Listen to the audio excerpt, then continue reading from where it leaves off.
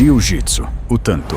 Você conhece o Jiu-Jitsu como a arte suave, luta de solo, triângulo, mata-leão, o esporte que o Brasil levou para o mundo inteiro. Mas antes de virar esporte, o antepassado japonês dele, o Jujutsu, resolvia um problema bem prático: como dominar um homem coberto de armadura no meio da batalha. E a resposta não era pontuar, era imobilizar o inimigo no chão, achar a fresta na armadura, pescoço, axila, virilha, e enfiar ali uma adaga curta, o Tanto. O agarramento não era o fim, era o caminho até a lâmina. O samurai imobilizava para poder matar. Foi essa arte de guerra que o mestre Mitsuyo Maeda trouxe para o Brasil e que a família Gracie transformou no duelo de eficiência que existe hoje. Então, da próxima vez que você fechar a guarda no tatame, lembra, o mesmo movimento, séculos atrás, terminava com aço entrando entre as costelas de alguém. Mas se esconder uma adaga já soa brutal, imagina transformar a própria mão num instrumento de esmagar crânio. É o que vem agora. Boxe, o sexto. Volta para aquela arena do começo do vídeo. O lutador não enfaixava a mão para se proteger. Ele enfaixava para ferir mais. Tiras de couro duro nos punhos e nos antebraços, e na versão romana, cravejadas de metal. A coisa tinha até nome. O sexto não era luva, era uma arma presa à mão. Cada golpe não inchava um rosto, rasgava a carne, quebrava o osso, afundava o crânio. E a luta não acabava por pontos. Acabava quando um dos dois desistia ou quando parava de se mexer. Isso foi o antepassado direto do boxe, a nobre arte de luvas acolchoadas que você assiste hoje. O historiador Michael Polyakov mostra que naquela arena, a morte era a parte esperada do espetáculo. O boxe moderno é a versão amansada de uma execução com plateia. E o boxe, pelo menos, lutava de mãos livres. A próxima arte nasceu do que sobrava quando a espada quebrava no meio da guerra. Muay Thai, o Dab. 8 armas. É assim que chamam o Muay Thai. Punho, cotovelo, joelho e canela, forjados em milhares de golpes contra o saco. Mas o Muay Thai é só metade de uma arte muito mais velha. Nos campos de batalha do antigo Sião, o soldado não lutava desarmado. Ele lutava com o Krabi Krabong, a arte da espada e do bastão. A arma principal era o Dab, uma espada curva usada aos pares, uma em cada mão, girando para cortar tudo que chegasse perto. O Muay Thai era o plano B, o que o guerreiro usava quando a espada quebrava, quando a lâmina sumia na lama, quando só sobrava o próprio corpo. O cotovelo que hoje corta a sobrancelha no ringue foi feito para ser a última arma de um homem cercado pelo inimigo. Você treina a arma reserva de um exército inteiro, por isso ela dói tanto. No Sião, o desarmado improvisava, mas teve um povo inteiro que foi proibido de ter qualquer arma. E a resposta deles assombra até hoje. Karatê, as armas do camponês. Quase tudo que te contaram sobre a origem do karatê é meio lenda. E mesmo assim, a parte real é mais sombria que a lenda. Karatê significa mão vazia. Na ilha de Okinawa, o povo foi proibido de andar armado.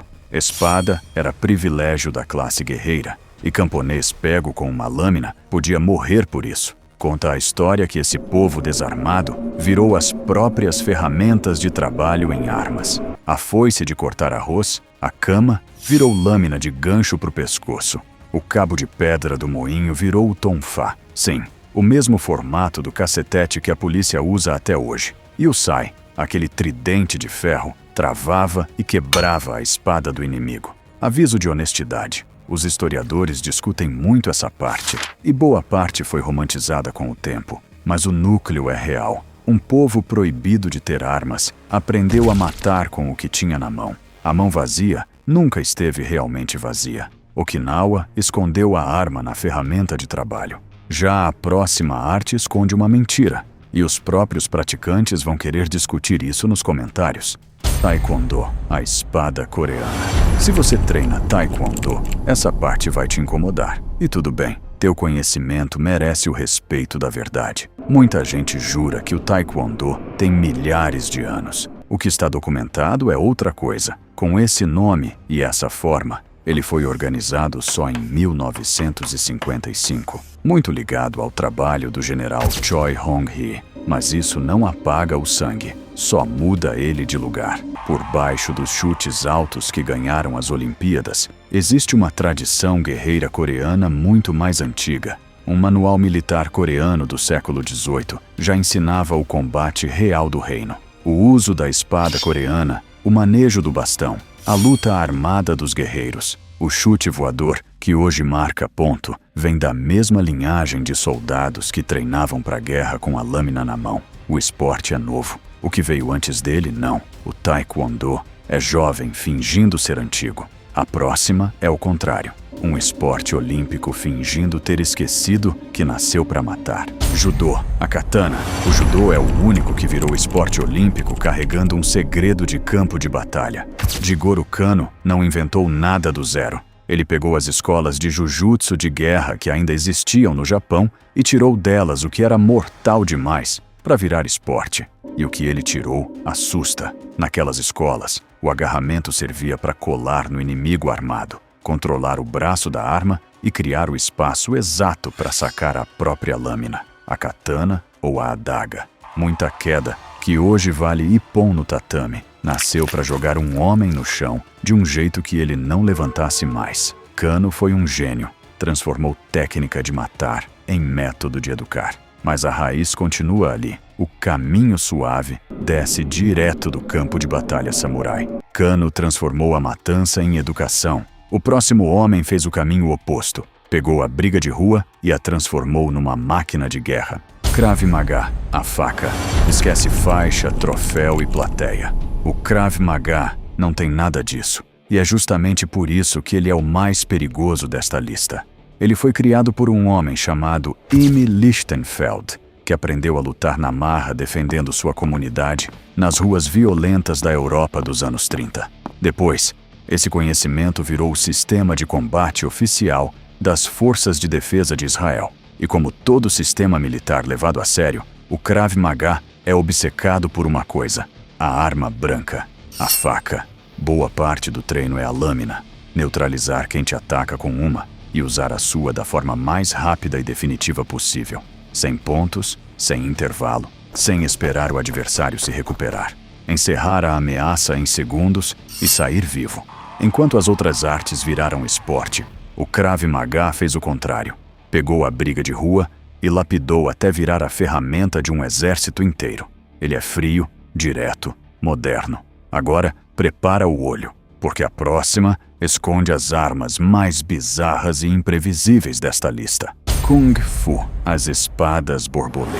Imagina uma corrente de metal enrolada na cintura, parecendo um cinto inofensivo. Num piscar, ela vira um chicote com uma lâmina na ponta, atacando de um ângulo que ninguém consegue prever, quase impossível de defender. Isso é uma das armas escondidas do Kung Fu, aquela arte que a gente associa à filosofia, monge sereno e cena de cinema. Só que os templos onde ela cresceu, como o lendário Shaolin, não eram só lugar de meditação, eram fortalezas. E monge de fortaleza aprende a lutar para valer. Além do chicote de corrente, tinham as espadas borboleta do sul da China, curtas, largas, usadas aos pares para cortar no corpo a corpo. Você já viu nas mãos do mestre do Ip Man, mas ali estão suavizadas. O historiador Meir Shahar mostra que aqueles monges tinham fama de guerreiros muito antes de terem fama de sábios. A calma do Kung Fu esconde séculos de sangue. A China escondeu o aço numa corrente,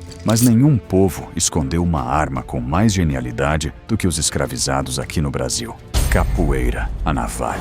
A mais brasileira de todas também é a mais genial e a mais perigosa que ninguém percebe. A capoeira nasceu na senzala. O africano escravizado não podia treinar para lutar. Se o senhor visse aquilo, era castigo, era morte. Então, ele escondeu o combate dentro da dança, da roda, do berimbau. Parecia ginga, parecia brincadeira. Eram golpes. E ela teve uma segunda vida, ainda mais perigosa, nas ruas do Rio de Janeiro, do fim do século XIX.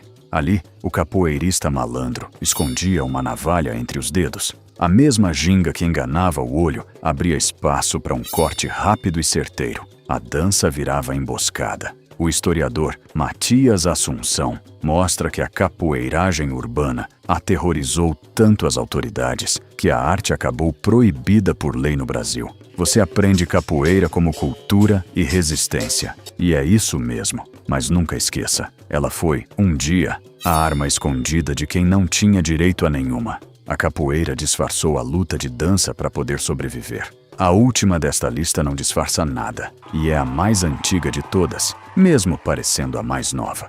MMA e vale tudo. O Pancration. A última parece a mais moderna do mundo da luta. O MMA, o vale tudo, a jaula, tudo misturado. Parece. Mas o vale tudo tem quase 2.700 anos. Na Grécia Antiga, existia um combate olímpico chamado Pancration. O nome significa, mais ou menos, poder total. As regras eram basicamente duas. Não podia morder, não podia enfiar o dedo no olho. O resto era permitido: soco, chute, queda, estrangulamento, chave que quebrava a articulação. E lembra do campeão que venceu já morto, lá do começo do vídeo? O nome dele era Rikion. Sendo estrangulado, no último instante ele quebrou o tornozelo do adversário, que desistiu de dor. A Rikion morreu ali mesmo, e o corpo dele foi coroado campeão sem vida. O Brasil reacendeu essa chama no século XX com o Vale Tudo dos Gracie, os desafios em que valia quase tudo. E o mundo chamou de novidade algo que os gregos já faziam antes de Cristo. O ser humano não inventou a luta livre. Ele só redescobriu de novo e de novo o prazer sombrio de ver dois corpos irem até o limite.